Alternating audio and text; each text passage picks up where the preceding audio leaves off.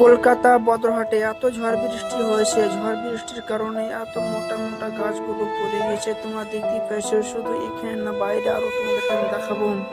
দেখছো এত মোটা মোটা ভিটাগুলো পড়ে এবং জমিনে মিশে গেছে, এত মোটা মোটা গাছগুলো পড়ে গেছে। এবং সামনে দিয়ে এগিয়ে চলে, সামনে দিয়ে তোমাদেরকে দেখায় আরো অনেক কিছু। সামনে দিয়ে দেখলে তোমাদেরকে মাথায় কাজ করবে না, কেননা এত লোকসান হয়েছে ঝড় বৃষ্টির কারণে।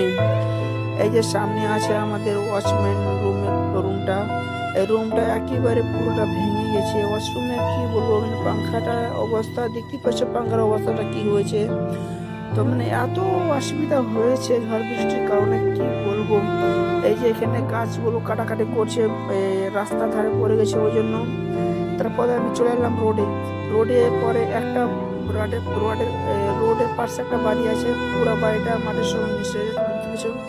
এই বাড়িটা থেকে না পরে একটা মেয়ে তো মাথা ফেটে গেছে, এবং একটা 14 বছরকার মেয়ে ছিল, আরও মানে একটু পিঠটা কেটে গেছে, আমি দেখেছি অবশ্য। আর দাদির মায়ের ভিডিওটা তোমাকে দেখাচ্ছি এই ভিডিওর মাধ্যমে, কি দাদির মায়ের। আমার ভিডিওটা আমি এখান থেকে শেষ করছি, আবার দেখা হচ্ছে নেক্সট ব্লগে। এবার ভিডিওটা ভালো লাগলে লাইক শেয়ার কমেন্ট করে যাবেন। এবার দেখা হচ্ছে লাস্ট।